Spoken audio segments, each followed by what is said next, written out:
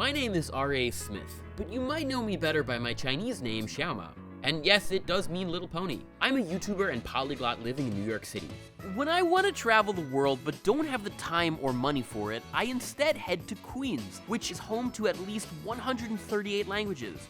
The diversity in this neighborhood has earned its train line, the 7 train, the nickname the International Express. Today, we'll be taking the 7 to the end of the line to Flushing, the hub of Asian culture in New York City, to practice Chinese, learn about how the neighborhood is changing, and of course, get some amazing food. It's gonna be a great adventure, so let's go for a ride on the International Express. Stand clear of the closing doors, please. I've been practicing my language skills on and off camera here for years now, getting to know people, learning about other cultures, and just generally having an amazing time in the process. I've made a ton of videos in Manhattan, Chinatown, where I spent a decade of my life learning Mandarin, Cantonese, and various regional Chinese dialects, but lately I've been spending a lot of time in Flushing, Queens, the largest Asian neighborhood outside of Asia, and that's where we're headed today. I'm going to check out a new mega development and get some lunch, but first I need a haircut. I'm headed to MG Hair Salon, which is well known for cutting the hair of Chinese superstars when they're in town. This isn't my usual haircut, so I'm excited to see what's in store.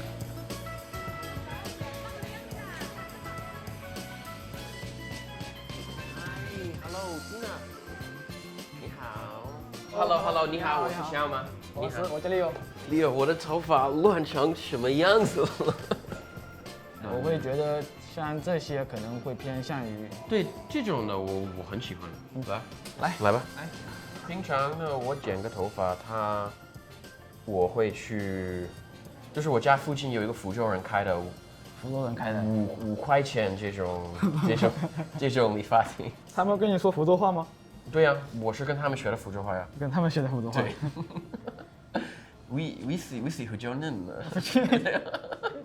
其实我觉得这个现象就很有意思嘛，你来到了全世界最贵的城市纽约，剪个头发，你可以剪个5块钱的头发，我觉得很多美国人很不可思议。中国人的文化是因为中国的人口比较多，对，什么东西都是多，多的话，在中国有一句老话，物以稀为贵，就是东西少了以后，就觉得这个东西是贵的，就是好的。我觉得现在中国人的文化就是以前人口多。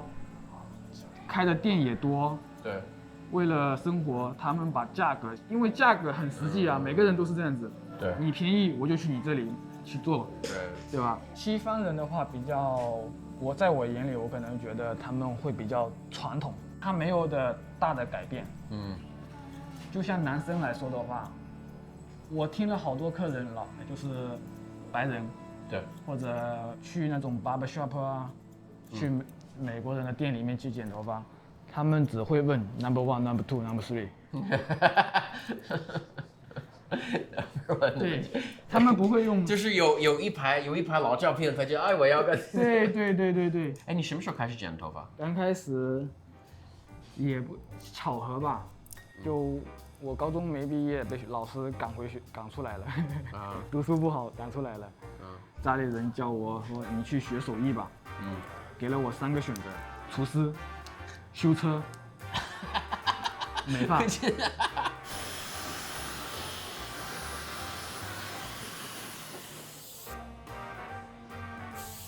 All right, wow. Woo, 太好看了，谢谢 Leo， 真棒。Now we're headed up the street to Tangram, a new billion-dollar development.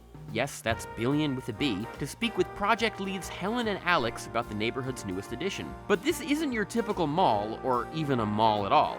This luxury development has restaurants, a movie theater, a pre-K, and much more, which can all be accessed 24 hours a day from the residential towers above. What is this? What's going on here? Why are there all these people and these buildings? Yeah, so Tangram's kind of our baby. We've been working on for the past few years. It's a 1.2 million square foot mixed-use development in the heart of downtown Flushing. Yeah. Per day, you'll see up to 300 people on site. 300 people. Yeah, it's busy. Wow. And this used to be home of Flushing Mall back in the day. Yeah. And it was I guess like a word to put it, that was a strip mall.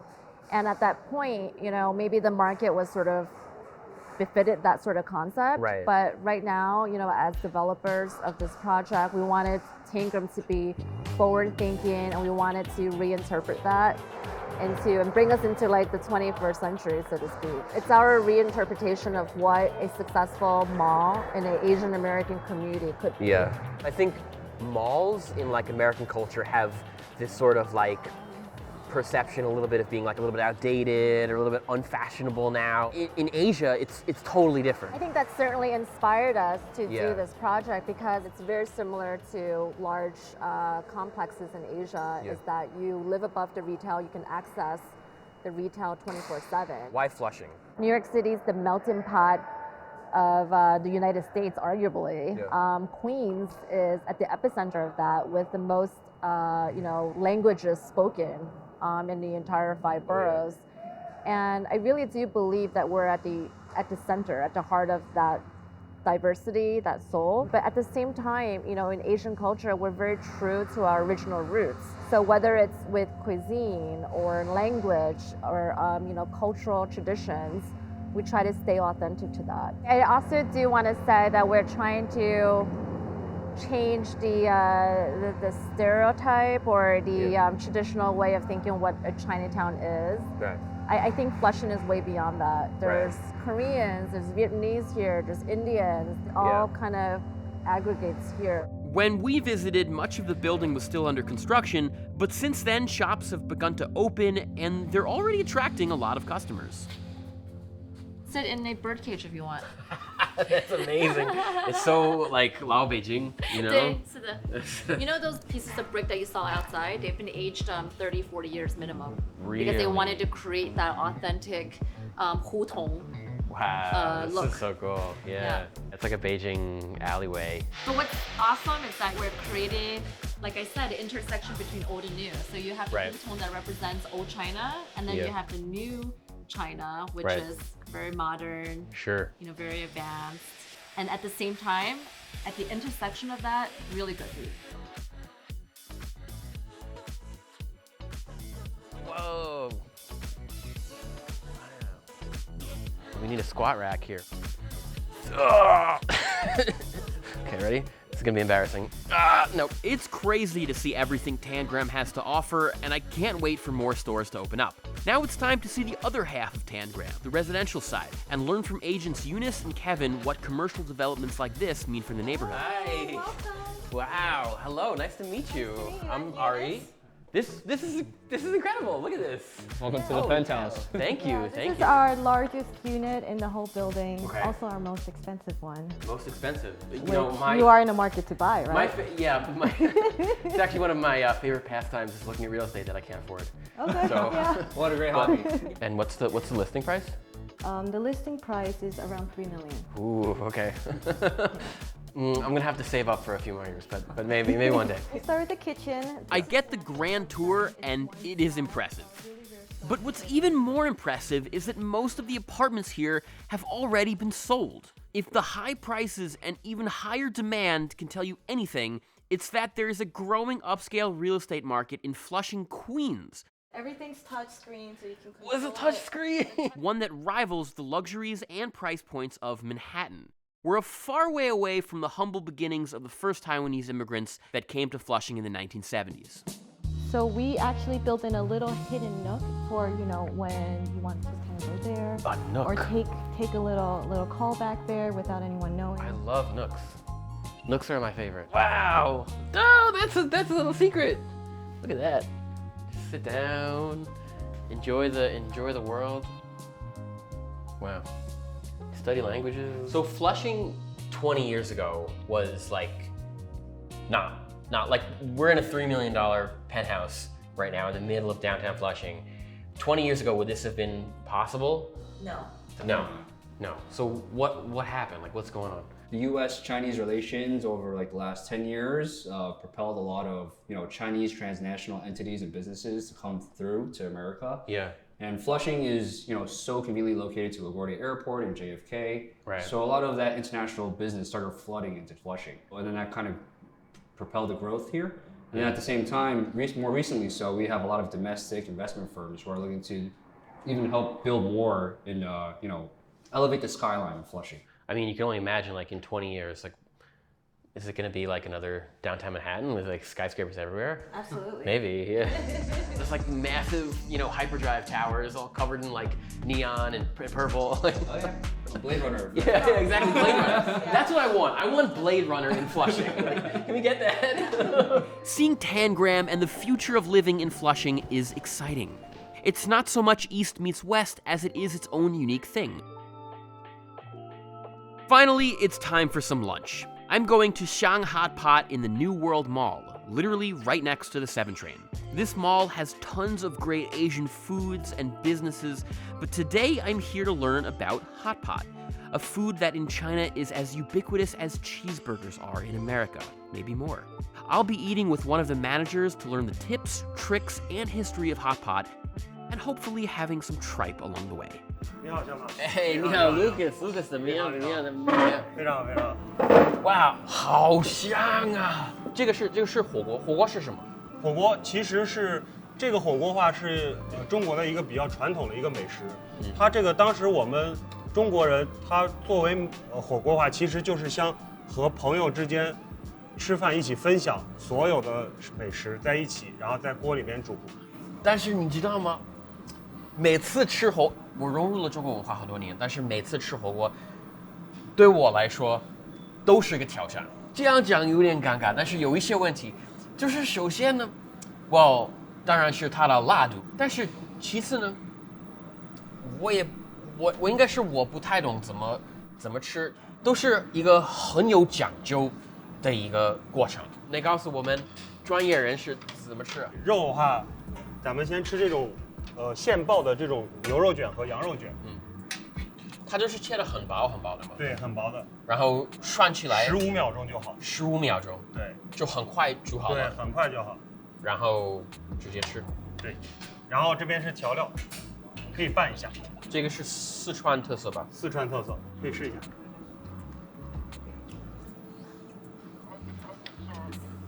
That's good. It's really good. 好好吃。Yeah.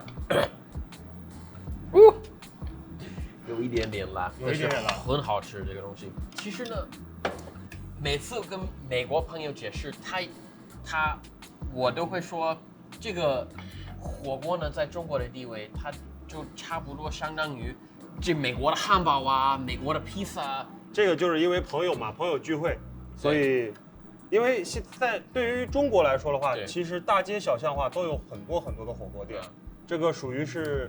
也是中国的一个传统美食吧。它是不是一开始就是随随便便跟朋友聊天，一起吃饭，在路边上吃，但是后来它好像变得一个很 fancy 的一个事情。对对对，你说的没错。对，就之前的话，很早以前的话，就是朋友之间，很多东西大家都有自己想吃的东西，但是就来吧，一个锅，然后自己往里面放，想吃自己的。后来慢慢的就演变成了，朋友聚会的一个首选。它这个，因为我们家是。国内直接过来的，因为国内的话，它也是非常是吗？对，这个是连锁店吗？对对，在中国，对，国内将近有600多家店，600多家，对，600多家店。哇，因为中国也很大嘛，对，它基本上每个城市都会有这家店的这个分店。这个是美国第一家分店吗？这个是美国的第一家分店。为什么你们会想到来纽约，来美国纽约法拉盛开店？法拉盛可以说是这边美食最多样化的一个地方，这个才是真正能吃到中国餐的本真的一个口味。为什么？因为很多华人在这里吗？对，很多所有的国内的一级厨师都会在法拉盛这边做餐馆，而且我们有很多的这些料，都是从中国引进过来，因为这边确实不太好找。对，像四川的比较有名的二荆条。这些东西，它因为花椒是来自中国，而且在中国以外的地方它也不普遍，所以美国人一般吃不到。而且它在05年之前进美国是违反的，这个花椒。然后它现在呢，有没有人第一次吃花椒会不会说，哎，为什么我的舌头这么麻了？对。然后比较特色的话，这个是毛肚。毛肚，对，哇，这个东西的话有一个诀窍，对，如果时间长的话，它会很老。它是不是这个很快？对，很快就啪。有一个对7上8下，那就是很快。1、2、3、4、5、6、7、8 ，OK 了，这样就好。哇，可以试一下。然后就吃。试一下。哇，很漂亮。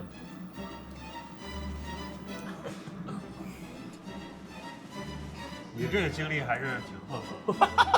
然后可能也有可能是我们中国人就是从小话就对辣椒的话吃的比较多，不一样。对，所以我们，我应该没有过这样的感受。你说吃辣吗？对，有点像是喝酒的感觉，一样的。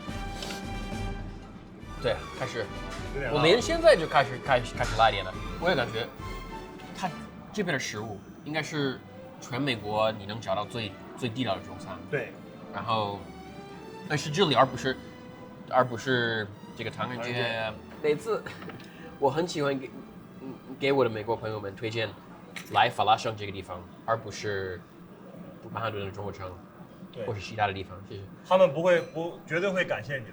对，他法拉盛的话，就是年轻人会比较多一点。对，年轻人比较多一点的话，他对这个食物的这个味道啊，这些东西他可能要求的会更高一点。而法拉盛它就是聚集年轻人更多一点，所以它的味道的话就是更有特色，更像中国的本地的一个食物的味道。谢谢你，哎，谢谢你，这个真的很好吃。Enjoy。好，谢谢，拜拜。拜拜。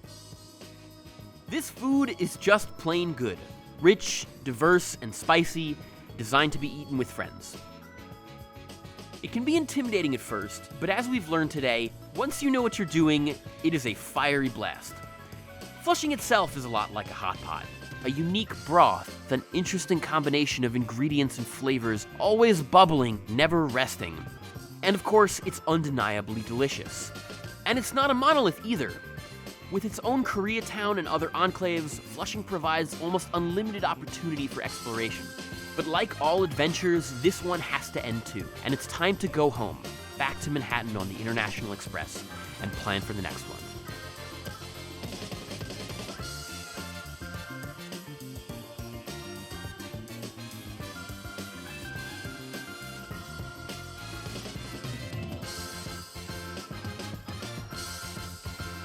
Stand clear of the closing doors, please.